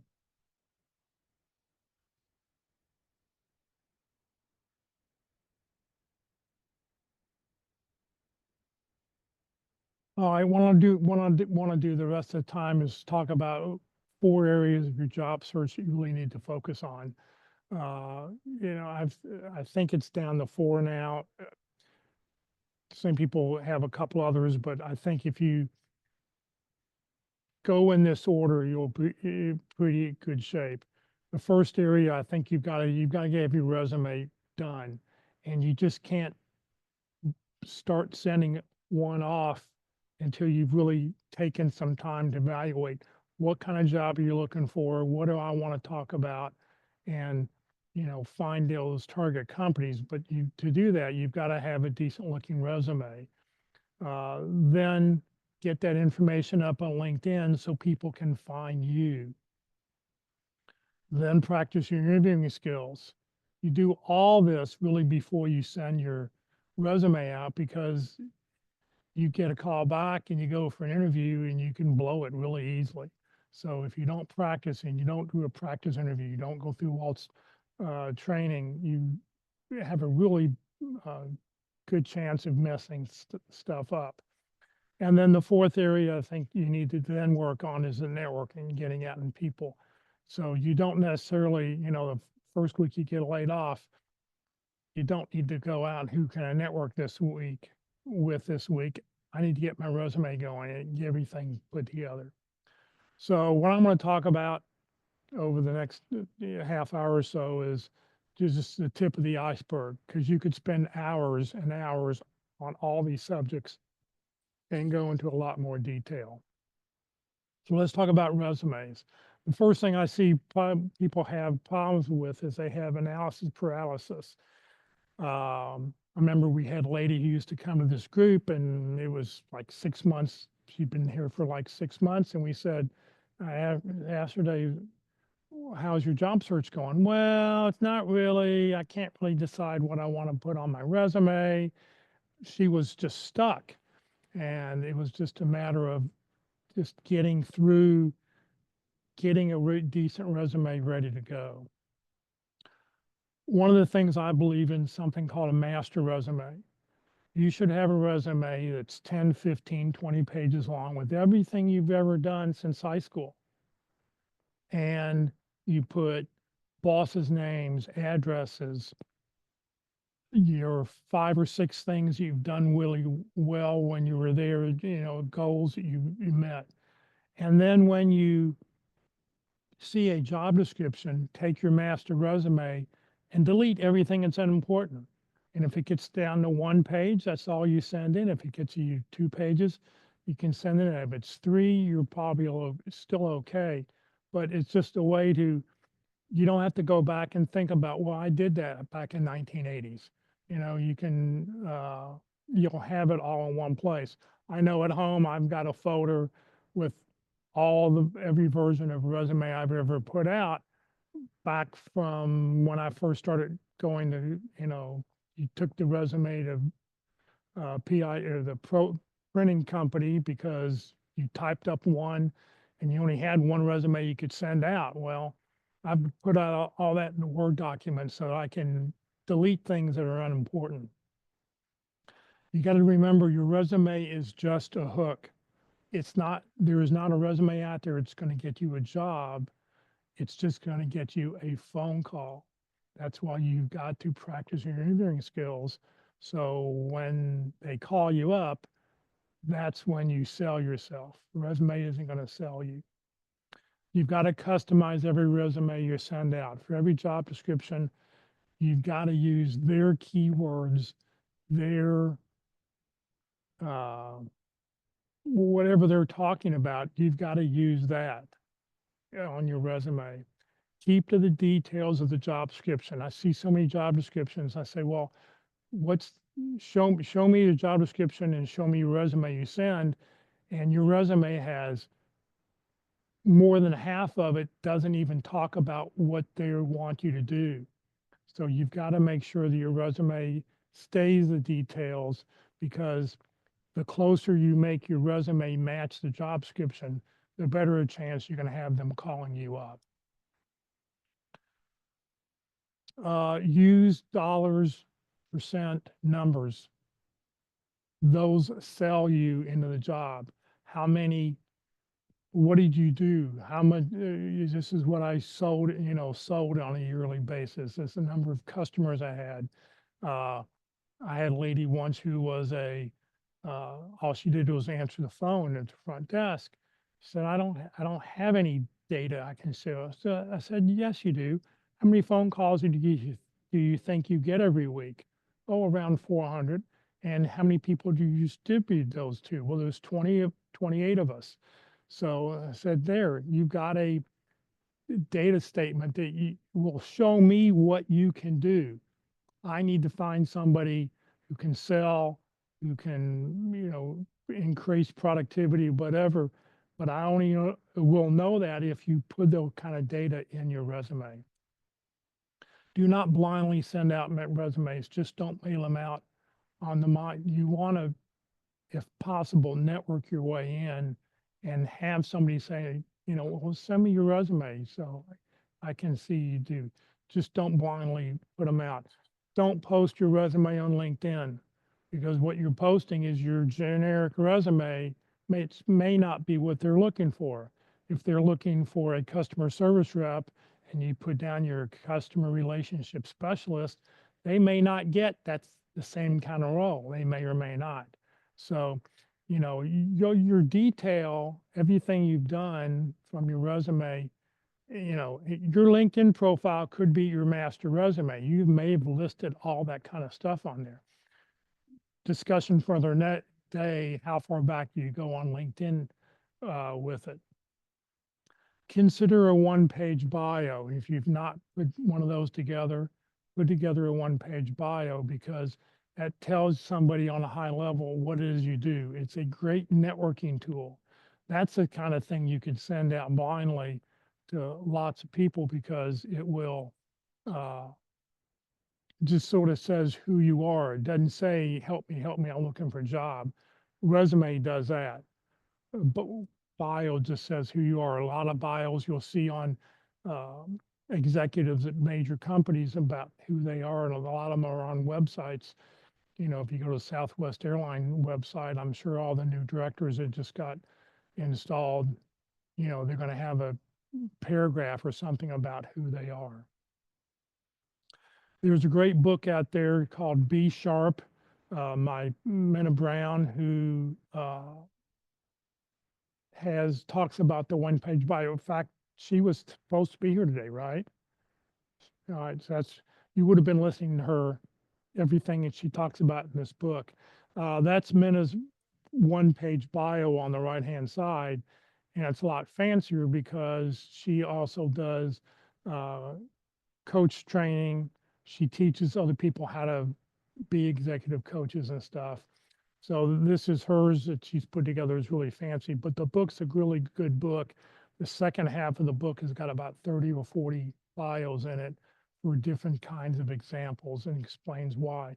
First half of her book talks about how to introduce yourself, your 30-second introduction. So to me, it's one of the books you want to have in your library. Okay, hopefully you'll see her in January. Your resume in the ATS system, ATS applicant tracking system. Do not use special characters or any special formatting. One of the things you can do if you're using Microsoft Word is you save your resume as is it an RTS? I forget exactly what RTF file, and it will strip out all the special formatting. Or save your resume as a text document, a TXT file, and it'll strip out underlining and bold and everything else. And, you know, your resume for an ATS system should be all left justified. So it's very plain, very simple, because you want the computer system to be able to see it and recognize it. Those systems are better now, but you want to make it easy so they get all their information and puts things in the right spaces. Because I'm sure you've uploaded resumes and, well, this doesn't belong here. I've heard of people who are like, you know, John Smith, MBA, and on what it gets uploaded is the guy's first name is John, his last name is MBA. So you've got to be just careful how that happens. Do not use the header section or footer section in Microsoft Word. Most ATS systems won't see that. I've heard from recruiters that they get, oh, this is a great resume, but they don't know who it's from because the person must have put their information in a header and it didn't come across when it was downloaded. Ensure the keywords align to the job description. There's a website called jobscan.co, and it is .co, not .com. And you can load the resume and you can load the job description up and it'll tell you how much of a match you're going to have. You're never going to have 90 or 100%, but if you can get 60, 70, that's going to be pretty good. Jobscan.co. You can get, I think, 10 free copies a month. And after that, you don't have to pay for it. So, but I also heard that if you go and clear cache, you can get 10 more. You know, you fuel the system by clearing the cache. And ChatGPT. I mean, there's lots of things, but you just match it up. Now, also, when you throw that job description in, make sure you don't throw in location, pay scales. You know, we're in EEOC people, whatever. You know, just do the body of the resume of the job description when you do that match. With the resume, every bullet point that you have, you want to make sure that it's focusing on results. The resume has to say, this is what I did, resulting in what? Show accomplishment, because that's why somebody wants to hire you, because they need somebody who can fix something. Something you can play is the so what game. Read the bullet point and then say, so what? Ask yourself. If you have an answer there, you're in good shape. But if you don't have an answer, you know, don't let your job description, don't let your resume read like a job description. You want to make sure that it's showing what you've done. I like to use action verbs to start every bullet point. So, you know, you just jazzes it up a little bit, and you can just find Google action verbs and just try to put something to jazz your resume up a little bit. All right, let's talk about LinkedIn for a second. LinkedIn's probably almost at 1 billion users now. The United States is over 180 million, so that's half the people in the United States are on LinkedIn. You can tell the people who are looking for jobs because they have a pretty complete profile. They've gone through a LinkedIn class, and you can tell those who are not looking for a job because they have their name and the company name, and that's about it. They don't have a lot of information there. So that's really important, but people all over are using LinkedIn. This is data from beginning of 2024. 77 job apps are submitted every second. 10 million people are using the open work feature, which is, you know, that banner out there that says you're open to work. It's okay to do that. You want people to know that you're looking. 45 million people use LinkedIn every week to search for a job. 4 people hired any minute. 57 million companies are listed on LinkedIn. So you can find companies. They usually have information in there that's usually loaded by the people in HR who are helping do that. And there's 120,000 schools listed. And you want to make sure that your school is on your profile. If you've got kids, put their school on your profile, because what it does is allows you to network with those people. You know, if you went to UT, connect with, allows you to connect with, 400,000 or 500,000 people who've been there, who have got a profile there. Have your LinkedIn profile current and fully developed. Just don't have a name and what you're looking for. Tell people, show me the results, what you've done, because people just sort of scan through and they go, yeah, I need somebody who can do that.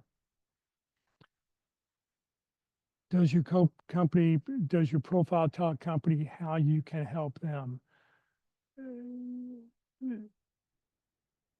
It's important. You're not getting hired for because you're looking for a job. You're getting hired because they have a problem and they need to have a problem solver solve their issues. So if you're looking for a job, have the tell them how you can help them. Can somebody reach out to you easily? Is your phone number and the email address in your about section? Is it in the contact information? Having in the contact information is only good if you're a first degree connection, or you're as a recruiter, you're paying for the full-blown package that LinkedIn offers recruiters. But if I'm just looking up your all's profiles, I'm only going to see your phone number and email address in your about section unless we are a first degree connection. So by putting it in your about section, it lets everybody know how they can reach out to you. In mine, this is my header.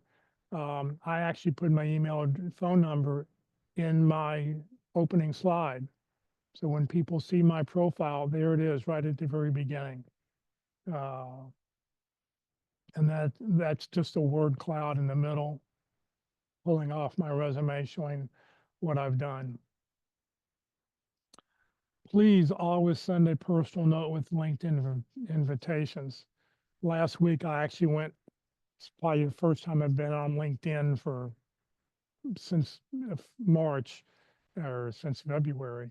And I had 57 people who wanted to connect, and only 4 people had a note why we should connect. So I connected with those 4 people. The other 53 are just sitting there and they'll disappear at some point because I'm not going to link in with them. So always send a personal note why we should connect. Yes. Question. Sometimes it doesn't let me make a personal note, and that's really annoying, and I don't know why.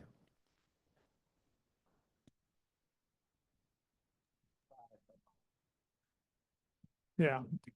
So, yeah. So, I mean, a couple options. If their email address is in there, immediately send them an email note. Hey, I just sent you a LinkedIn request. It won't let me send a personal note. Let me, just let me know so you can do it. Yeah. Jeff, I was under the impression that maybe the app or one of the mobile functions there were pretty limited on some of those things, like doing that. I run into that with some other people doing things that way as well. So that may be the issue in trying to get the personal notes and stuff in there, that with trying to do it with an app or one of the limited mobile apps on there. Right. I think some of the mobile apps are not as friendly and won't let you do as much as if you're using your PC. I think you've got more latitude using a desktop computer or a laptop. And even if you've got like this is a phone thing, if you want to, you know, link in with Dr. Earl, you don't want to hit that message button. You want to hit the more button and then look what says personalized invitation so you can send one. So even from a cell phone, you should be able to send a note if you've got privileges to be able to go that far. You want to complete your profile to achieve all-star status. LinkedIn will help you. It'll say, well, have you done this? And have you done this? And have you done this?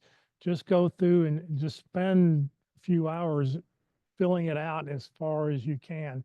I think more the merrier. Now, you know, there's always discussion, how far back do you go on LinkedIn?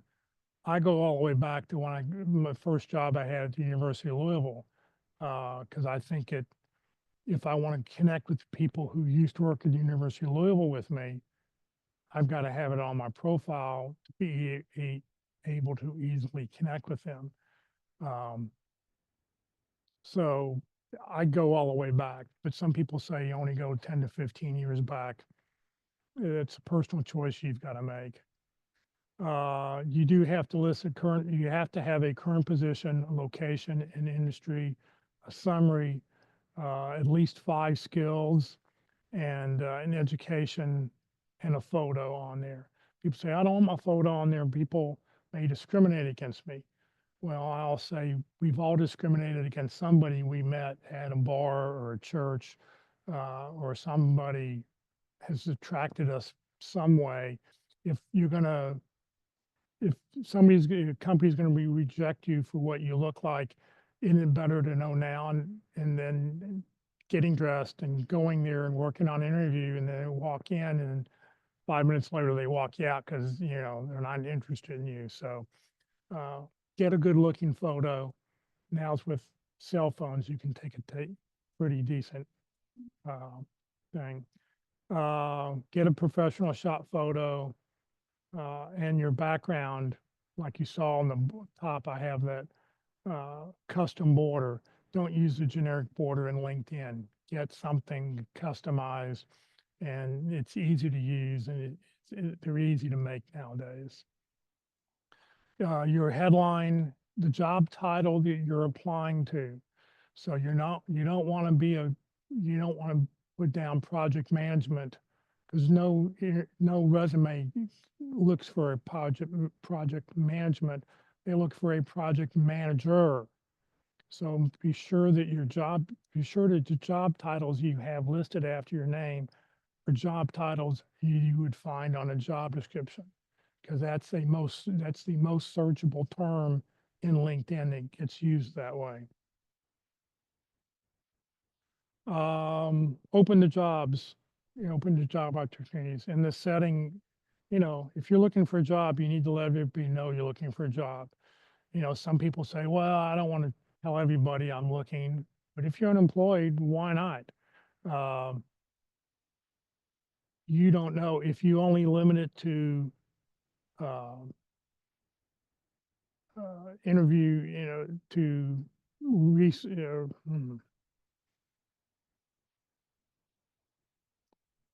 this best to let everybody know. That's all I can say about it. In the about section, you want an overview of your career, list bullet points or list words in your profession, keywords from a keyword match situation, and be sure to use your contact information. If you go back to my profile and you look at my about section, I've got 40 or 50 words at the bottom of my about section of things that people may type in they're looking for, that I could then, that would show up as a keyword search. I've heard that you need to have keywords 3 to 5 times in your LinkedIn profile. So if it's once in your about section and you have it in 1 or 2 of the jobs that you've done, you'll show up higher in LinkedIn.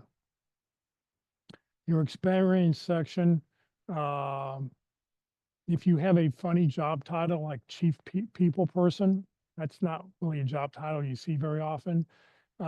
Put down the job title in parentheses that you could use, like director of personnel, or something like that, because it'll be a lot better. Be sure to show descriptions of your duties, including keywords from your profession. There's another chance to put keywords in another spot. List your education, list awards, certifications. You have any professional development.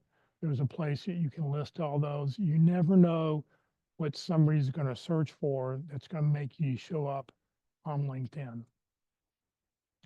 Skills. You need to have a minimum of 5 skills, but you should have probably 45. You can have a maximum of 50 skills you can use.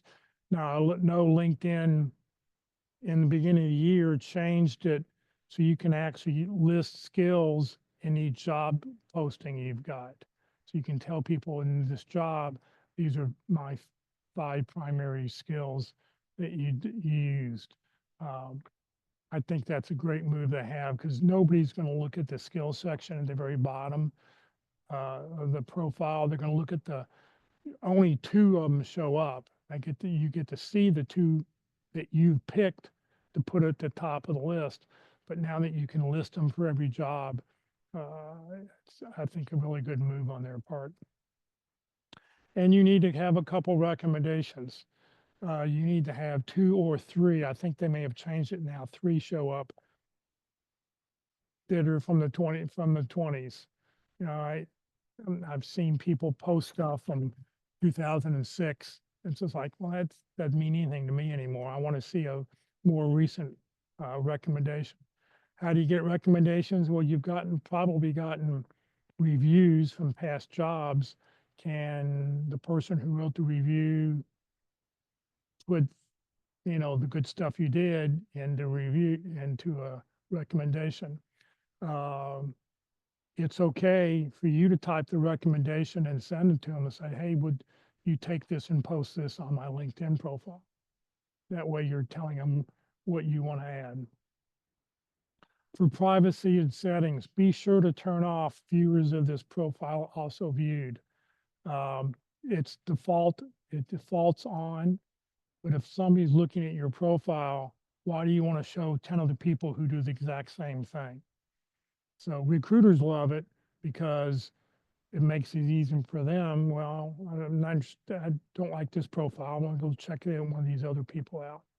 So turn that off, because you don't want to promote other people on LinkedIn. And then turn on, let recruiters know you're looking for opportunities. Now, reason I say you want to let everybody know you're looking is probably less than 50% of recruiters pay $1,000 or $10,000 a year for the full-blown recruiting package from LinkedIn. You see all this information. Those recruiters aren't going to be able to search and see your information, like if your contact information is not in your about section. Be sure to follow any company you're interested in. If you apply to a company, follow them. The reason being is when recruiters using the full-blown recruiting package, when they do a search and they get 100 people back in that search, one of the options they have across the top is, well, show me only the people who follow the company. So though of the 100 people, maybe only 20 follow the company. Well, recruiters are going to look for those 20 people first, because they're already following the company. They know what we do. The others then only look at them if they don't like the 20 they found. On LinkedIn, you've got to be active on LinkedIn, because LinkedIn measures what you've been doing.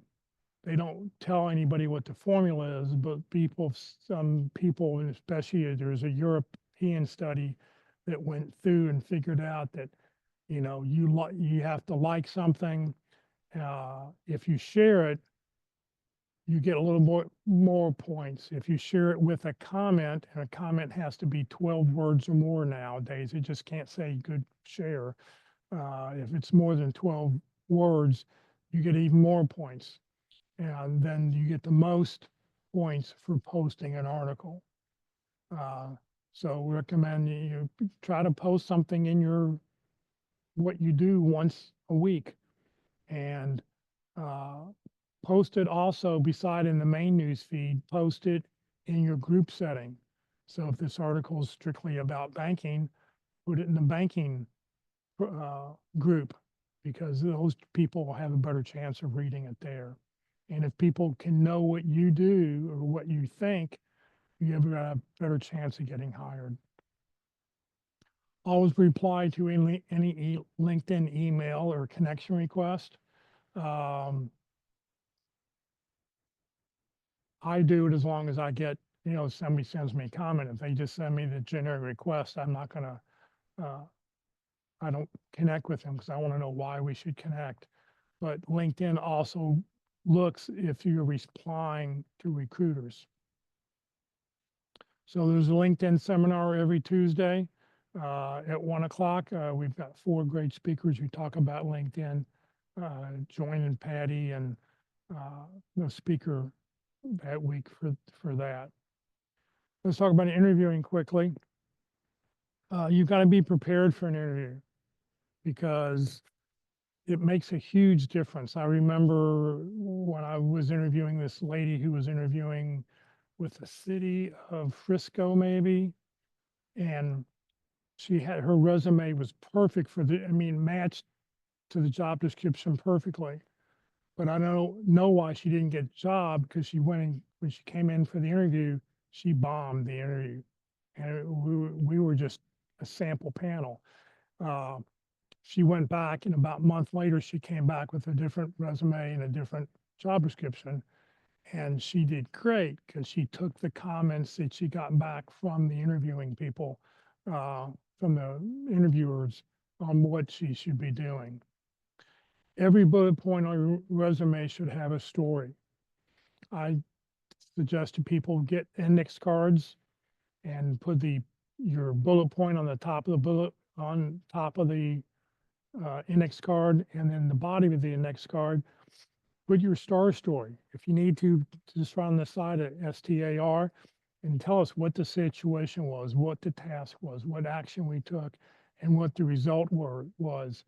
And if you do them on index cards, number one, if you write them out, your brain's going to remember it better, because typing just doesn't click as much as it does if you handwrite it. Also, if you have them on index cards, as you're driving, when you get to the stop sign, you can sit there, instead of flipping into your phone, you can flip through and look through these cards just to help you get ready for going for an interview. Rosanna said today, keep your answers to less than 90 seconds. I really believe it should be 45 to 60 seconds nowadays, because COVID changed everything, and going to Zoom and video interviews, 90 seconds seems like forever if you're doing a video interview. So maybe in an in-person interview, you'd be okay because you can see the feedback you're getting. But if you're doing a Zoom interview or anything online, keep it to 45 to 60 seconds. And then you can always ask, would you like to know more? Would you like me to go in more detail? Or if it was a 6-step program, well, I'm going to tell you about steps 3 and 4 that I was responsible for doing. But you don't have to go into all the detail. Be prepared for the following questions. Why do you want to work here? That's always a toughie. You're not working there for insurance or money. You're working there for something that you wanted to do. I know an interviewer, and that's a question she's asked everybody before they get to go. If they don't answer the question well, she doesn't move them on. How much did you make at your last job? Now, I know a lot of business states don't let you ask that question anymore. But what I'm encouraging everybody to do is know what your salary requirements are. And if they ask what that question is, I would go and say, well, I've done some research, and according to the Bureau of Labor Statistics, this position in the DFW market is worth $60,000 to $80,000 a year. I'm sure whatever your company is going to pay is going to be fair and equitable. So just have a salary question has, know what your minimum is and know what the position you're applying to should be around.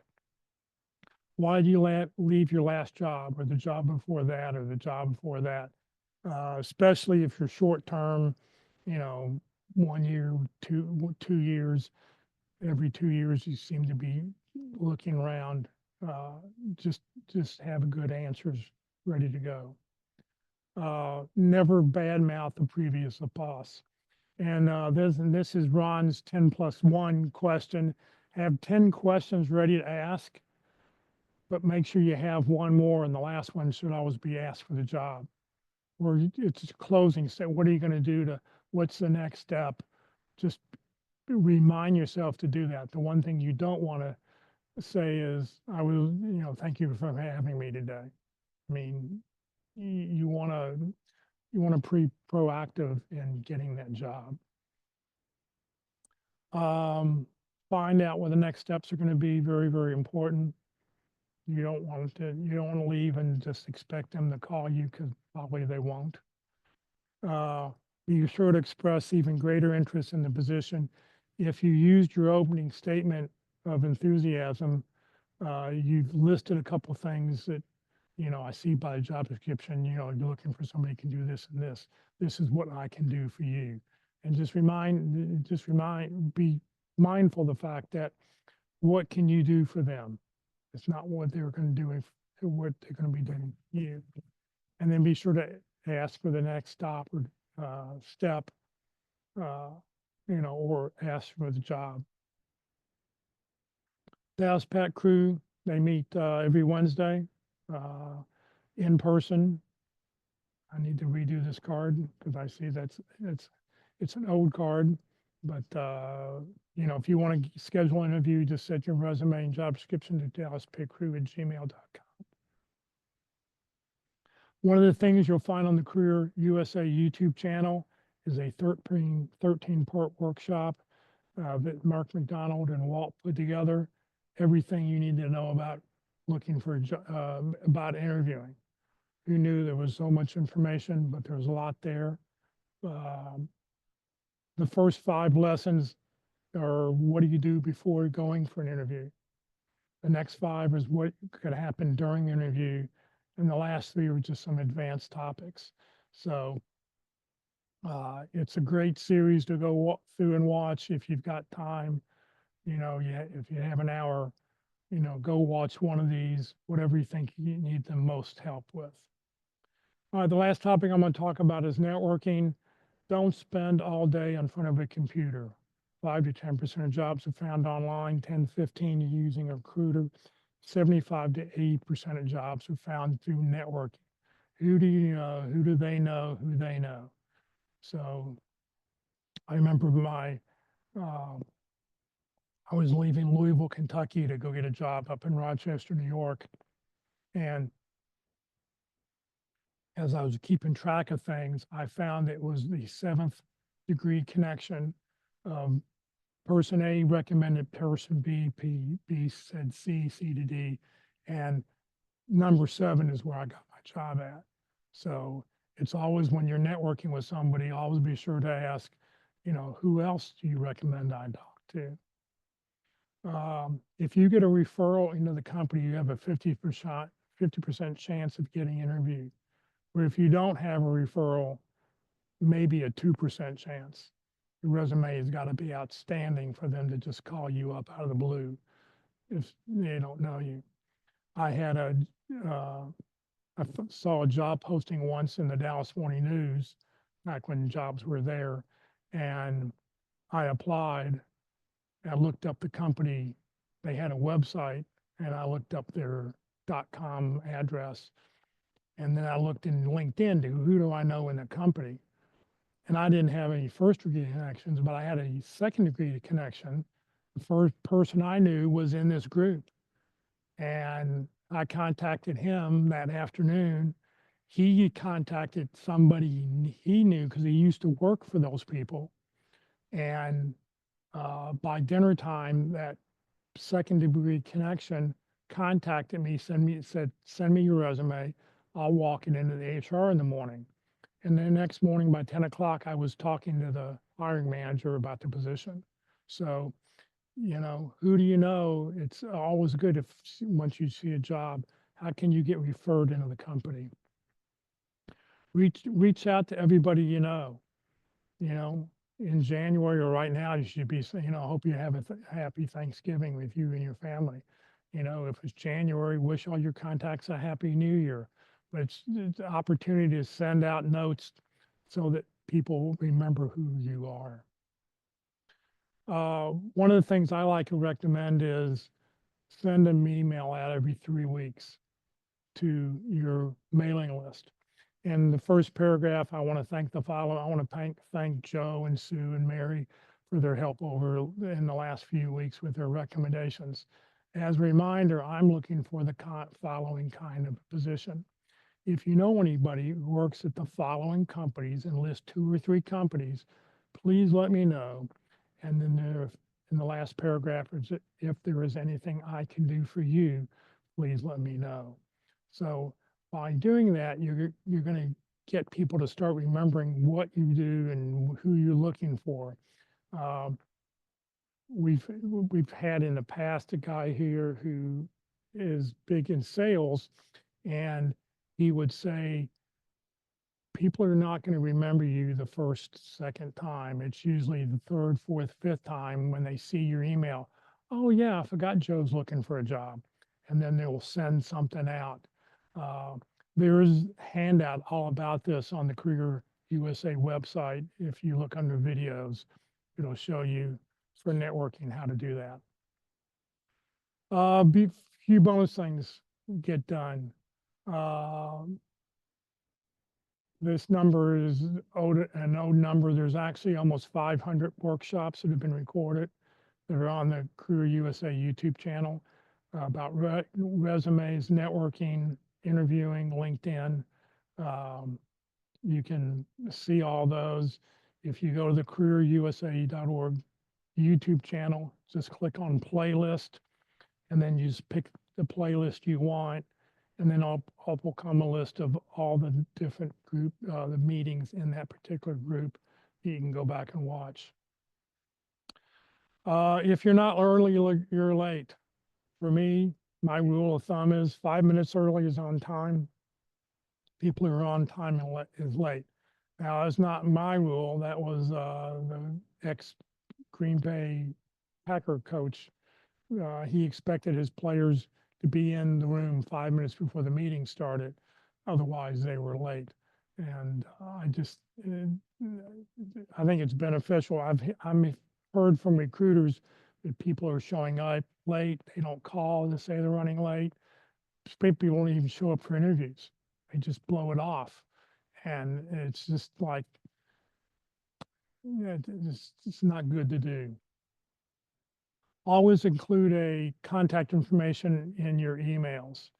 I get a lot of emails every day, and I don't know who they are. They say, you know, Jeff, give me a call, Bob.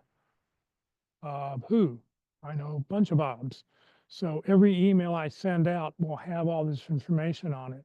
Who I am, I put my email address in that, because if somebody's using Outlook and they want to copy that whole thing, they can copy the whole thing and then paste it into the different blocks on Microsoft Outlook or whatever their CRM program they're using. But do this, be sure you do it on your PC, be sure you do it on your phone. Just because you're sending it off the phone, you doesn't need to say, you know, it coming from your Apple, you know, put it all in there. Please remember, join the CareerDFW or Career USA LinkedIn groups. Follow us on Facebook. We'll get that page back up and running after the first of the year. Be sure to subscribe to the Career USA YouTube channel. If you want to join the Career USA mailing list, you're welcome to do so. Just send an email to Career USA, the +, subscribe at groups.io. And if your group is looking for a speaker or somebody's looking for a speaker, please feel free to reach out to me. If you want a copy of the book, you can get that at Amazon for $15, or like I said, I do have copies here for $10. Any other questions? I'm willing to talk about anything, including my summer away from everybody. So, yes. What was the last bullet point on your marketing email? Thanks for the following as a reminder, if you know, and then there was a fourth point. And the fourth point is if there is anything I can do to help you in your job search. If you go to, let's see, I still have it loaded here. If you go to the Career USA website and go underneath oh, I keep forgetting I gotta show it. Let's share screen.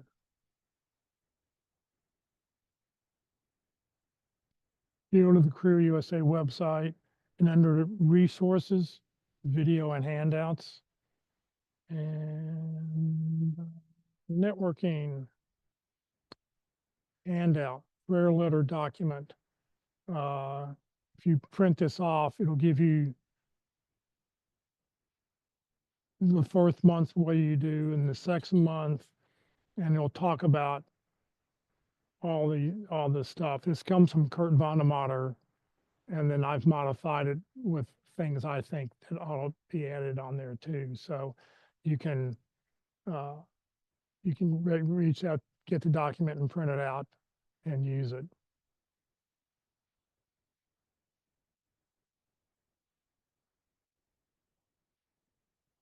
Other questions? Hi, this is Cherie. I have a question for you, Jeff. Yes, go ahead. I'm still fairly new to Texas. I moved here from another state. My struggle has been finding some really interesting industry conferences that I could go to since I have a leadership-based role. I really am big on continuous learning and learning from others. Do you have any resources for me in that area? On exactly what are you looking for? Finding leadership conferences or any conferences that are like, because my role is not just tech, it goes across banking, healthcare, things like that. But do you have any advice for people like myself that's not just looking for a job, but looking to network and learn as well? Any type of industry conferences? Is there a website for the DFW area? There's no website for national conferences. You pretty much, I would recommend go to the conference that you're interested in or whether the subject is and see when their national conference is and where it's located at. I think doing those any kind of national conference is an excellent opportunity to learn and especially network with people. Back in 2023 and 2022, I was doing the American Association of Managed Care Professional conference talking about LinkedIn and job search, and the amount of networking that could go on there when you had in these conferences were 3,000 to 5,000 people there. Just an excellent opportunity to other people to meet people that were doing things that you may want to do. So I would just Google the subject and then see what would pop up. Okay, thank you. If you go to the site called meetup.com, it's a Yes, I do have an account. I actually every week I try to go to different meetups for. Actually, I went to one last night and they just discussed the differences between Scrum Masters and project managers because the role has been confused. So yes, I do that, and Eventbrite. I have an Eventbrite account as well. Dallas Business Journal also runs a list of all upcoming meetings and stuff around, and the local area chambers of commerce are extremely good to hit those as well. Oh, great. Thank you. You're welcome. You can also try 10times. I think it's 10times.com. I'm looking it up right now. Basically what you do is you enter your industry, your topic, and your area, and they give all kinds of webinars and seminars and conferences and stuff like that. Yes, 10times.com. The number 10, 10 times spelled out TIMES.com. Okay, I'm writing it down now. Thank you. I'll put it in the chat also. This is Phil. Wanted to ask if the advice you gave a while ago about putting your photo in a LinkedIn profile is still discouraged if you're trying to get a government job, because the rule used to be that that would help or hurt discrimination against people based on their appearance. Yeah, How's that work nowadays? the government cannot look at your picture. They're probably the only organization that will hire you without ever interviewing you, and it won't be a video interview. I saw a statistic earlier this year on LinkedIn, from LinkedIn, and I think they said you had a 70% higher chance of getting your job if you had a picture. So in other words, not having a picture greatly hurts you. Yeah, except for government jobs. Government's a whole different animal.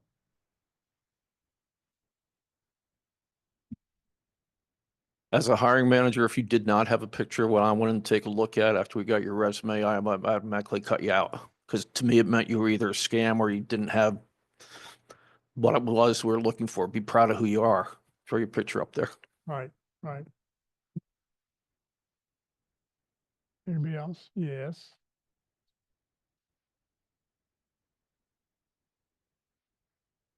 Yeah, flip the switch. Curious if you have any tips on using AI or all these tools like ChatGPT in your job search.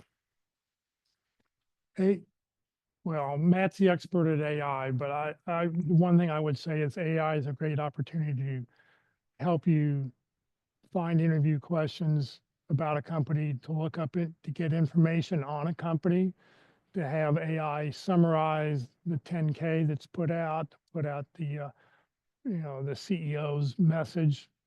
What are the bullet points that the CEO is talking about?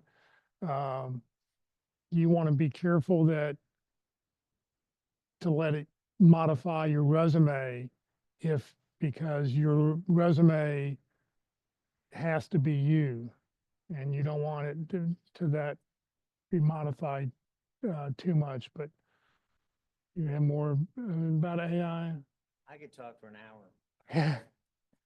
You can hear me, but I have your email address. I'll send you a slide from a technology tips and tricks presentation. Oh, I'd like that. Can I also, this is Christina Crouch. Can I receive that slide as well? On AI? We can't hear you, Matt. Jeff, go on mute so Matt can talk instead. Or give him the thing. I'll just add that slide. I just need something to the power. Just make sure that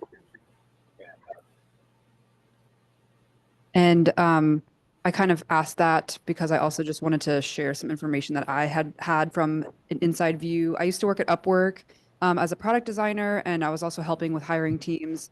But Upwork is a website where it's a job board. It's for online hiring for contract workers. All sorts of people are using AI right now to send cover letters. But the issue with that, like you mentioned, you want it to be you. And Upwork, we noticed a lot of people using scam.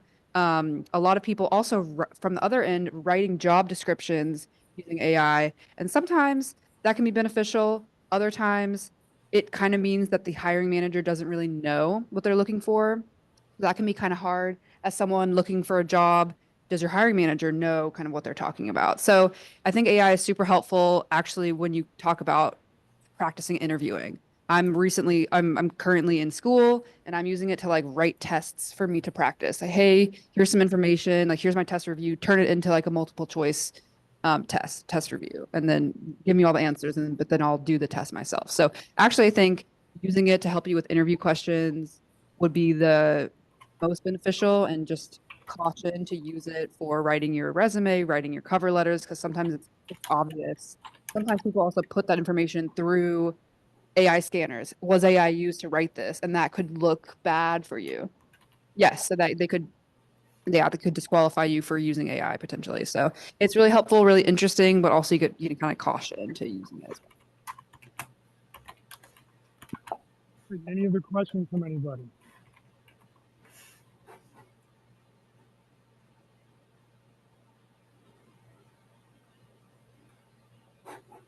One more question about things that have been done that you are telling people about on LinkedIn. One is a comment, the other is a question. The comment is that for a long time, we've been cautioned, and I think with good reason, not to include any kind of religious or political information there, because either you'll be loved or hated, depending on the point of view of the person reading it. So that's just one thing that I haven't heard mentioned today. The other question has to do with volunteering. Are volunteer gigs considered worthy of being placed in LinkedIn? Yes, definitely.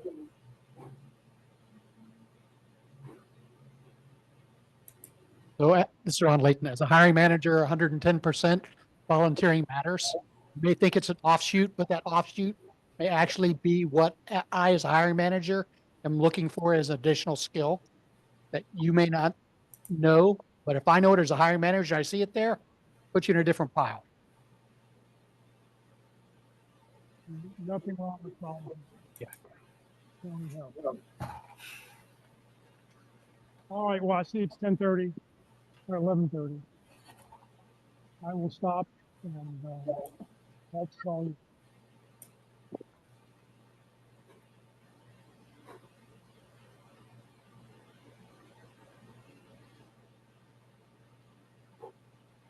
Now, if that wasn't a lot of information, I don't know what was. But for those of you that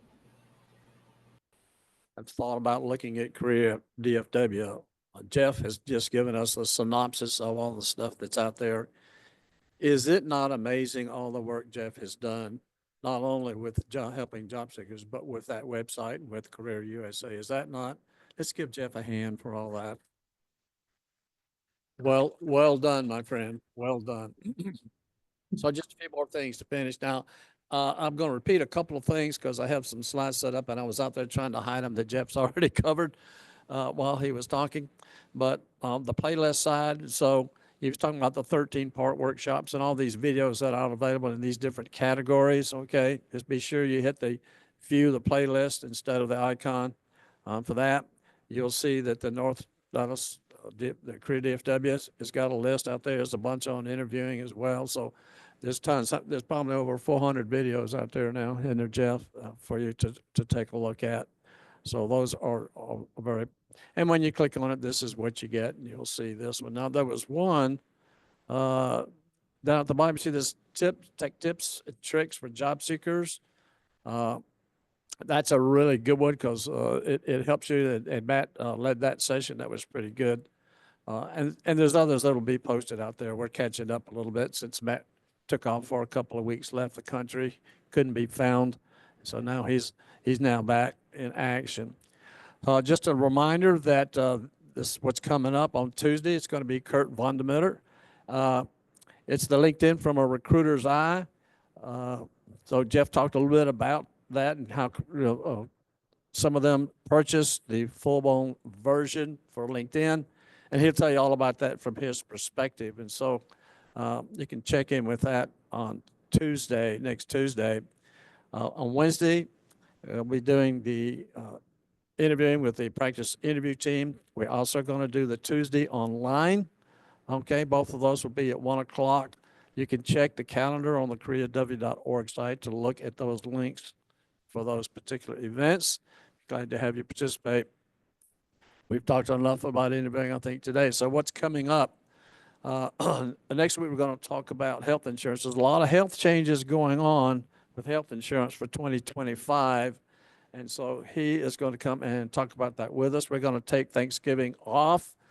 Then on the first Friday of the month, it's been Jeff's practice to always have an open forum on the first day and to give a caveat about North Dallas Plano Career Focus Group and his website. All right, so I'll be glad to have you participate. That you bring your questions in and you say, what am I having trouble with the job search? And we're all here to help each other with that.